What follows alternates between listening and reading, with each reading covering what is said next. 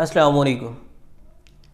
Bloating या gas trouble बहुत ही परेशान कुन होती है और अमूमन इसे ठीक करने के लिए जो रेमेडीज़ इस्तेमाल की जाती हैं या करवाई जाती हैं या बताई जाती हैं वो भी टेम्परेरी फ़ायदा करती हैं, वक्ती फ़ायदा देती हैं, दोबारा फिर इंसान गैस से परेशान रहता है। तो आज की इस वीडियो में हम गैस ट्रबल या ब्लोटिंग की बुनियादी वजूहात पर बात करेंगे और इसके मुस्तकिल इलाज पर बात करेंगे। तो अगर आप इस परेशानी का शिकार हैं, आपको बहुत ज़्यादा गैस बनने से परेशानी है, तो इंशाल्लाह ये वीडियो आपके लिए बहुत ही फ़ायदेमंद साबित होने वाली है। आप इसका मुस्तकिल इलाज जान लेंगे और इससे इंशाल्लाह निजात पा सकेंगे। लेकिन उससे पहले आपसे गुजारिश है कि अगर अभी तक आपने मेरा चैनल सब्सक्राइब नहीं किया तो ये सब्सक्राइब का रेड बटन दबाएं और साथ बेल आइकन को भी ज़रूर प्रेस कर दें ताकि मेरी कोई भी वीडियो आप मिस ना करें, आपको नोटिफिकेशन मिल जाए। तो कभी कभार गैस का पैदा हो जाना और फिर मुनासिब वर्जिश के साथ या परहेज़ करने के साथ या कोई तदाबीर इख्तियार करने के साथ या वैसे ही ठीक हो जाना, ये नॉर्मल है। हर इंसान को कभी ना कभी गैस बनने का मसला बन जाता है वक्ती तौर पर, कोई ग़िज़ाई बेएतदाली के बायस। लेकिन अगर मुस्तकिल बुनियाद पर ऐसा रहे, अक्सर बहुत ज़्यादा गैस पैदा हो और वो गैस बर वक्त खारिज भी ना हो, जीआई ट्रैक्ट में रुकी रहे, तो फिर इसका इलाज करने की ज़रूरत है। फिर ये मुख्तलिफ मसाइल पैदा कर सकती है, परेशान कुन मसाइल पैदा कर सकती है और वैसे भी इंसान को शर्मिंदगी होती है। गैस के बायस पेट फूला सा रहता है, तबीयत बेजार सी रहती है, इंसान अपनी एक्टिविटीज़ ठीक तरह से जारी नहीं रख पाता और अगर किसी तकरीब वगैरह में शिरकत की है तो ज़ाहिर है बहुत शर्मिंदगी और बहुत परेशानी सी बनती है। तो इस वीडियो में हम जानेंगे कि इसका किस तरह मुस्तकिल इलाज किया जाता है। अक्सर लोगों ने शॉर्टकट सा हल रखा होता है कि जब गैस पैदा हुई है थोड़ा सा कोई हाज़म वगैरह खा लिया और बस ठीक हो गए और दोबारा फिर वही मसला। ये कोई हल नहीं है, ये कोई सल्यूशन नहीं है। इसका मुस्तकिल इलाज करने के लिए हमें उस रीज़न को जानना है जिस रीज़न की बिना पर गैस पैदा होता है ज़्यादा से ज़्यादा। हमें इसके असबाब को जानना है और फिर ये देखना है कि हमारे अंदर कौन सा सबब पाया जा रहा है। तो मोस्ट कॉमन रीज़न जो है ब्लोटिंग की, ज़्यादा गैस पैदा होने की, वो है खाना खाने के दौरान ज़्यादा हवा का अंदर ले जाना। वैसे नॉर्मली हर इंसान हवा अंदर लेकर जाता है, जब हम खाना खाते हैं तो साथ हवा भी जाती है। लेकिन जब कोई तेज़ तेज़ खाना खाता है या च्युइंगम वगैरह चबाने की आदत है या स्मोकिंग है या तेज़ तेज़ पीता है तो उससे फिर मुनासिब मिकदार से ज़्यादा यानी मामूल से ज़्यादा हवा अंदर चली जाती।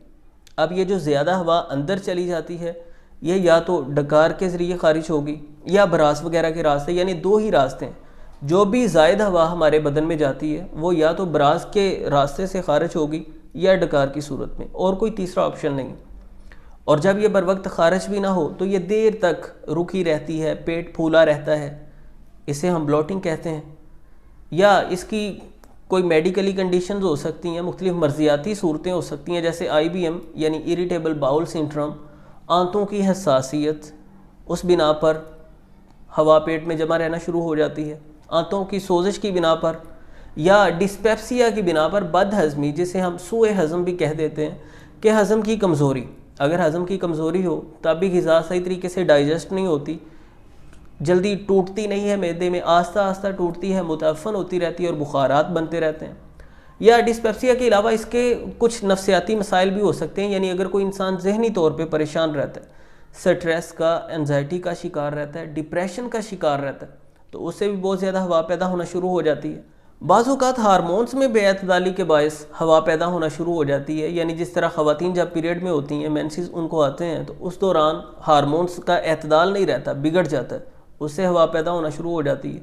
और बाज़ औक़ात वज़न बहुत ज़्यादा बढ़ जाने के बायस हवा पैदा होना शुरू हो जाती है। इसी तरह कभी नमक के ज़्यादा इस्तेमाल करने के साथ हवा पैदा होना शुरू हो जाती है, यानी जब हम ज़्यादा नमक इस्तेमाल करते हैं तो सोडियम की कंजम्पशन के साथ हमारे बॉडी सेल्स ज़्यादा पानी को रिटेन कर लेते हैं। जब वो ज़्यादा पानी को रिटेन कर लेते हैं तो उससे भी बदन में हवा जमा रहना शुरू हो जाती है। यानी इसकी बहुत सी वजूहात हो सकती हैं। तो मुस्तकिल इलाज के लिए हमें रीज़न को तलाश करना है और उस सबब के मुताबिक इलाज करना है। अलबत्ता कुछ तदाबीर ऐसी हैं जो हर सूरत में ही फ़ायदेमंद रहती हैं। मिसाल के तौर पर अगर वज़न बढ़ा हुआ है तो वज़न को आप रिड्यूस करें, वज़न को कम करें। अगर आप तेज़ तेज़ खाने के आदी हैं तो आस्ता आस्ता खाना खाना शुरू करें। कार्बोनेटेड वाटर को अपनी ज़िंदगी से निकाल दें, ताज़ा सादा पानी पिएँ। ये कोला मशरूबात वगैरह इनका इस्तेमाल बिल्कुल बंद कर दें। और मज़ीद ब्लोटिंग की सूरत में पेट पर मसाज करना बहुत मुफीद साबित होता है।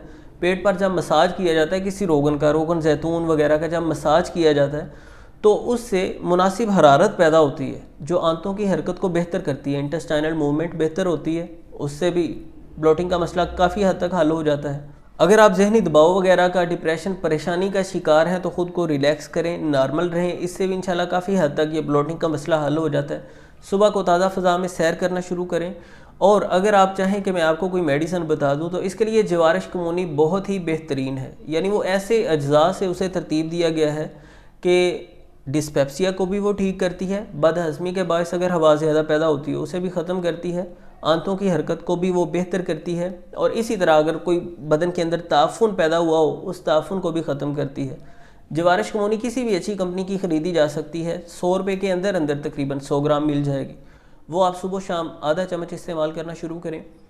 और आप अपने सालन में सफ़ेद ज़ीरा का इस्तेमाल करना शुरू करें। सफ़ेद ज़ीरा बहुत मुफीद है। मज़ीद मौसम सरमा की मुनासबत से नीम गर्म पानी में थोड़ा सा शहद हल करके वो आप इस्तेमाल करें, वो भी बहुत फ़ायदेमंद रहेगा।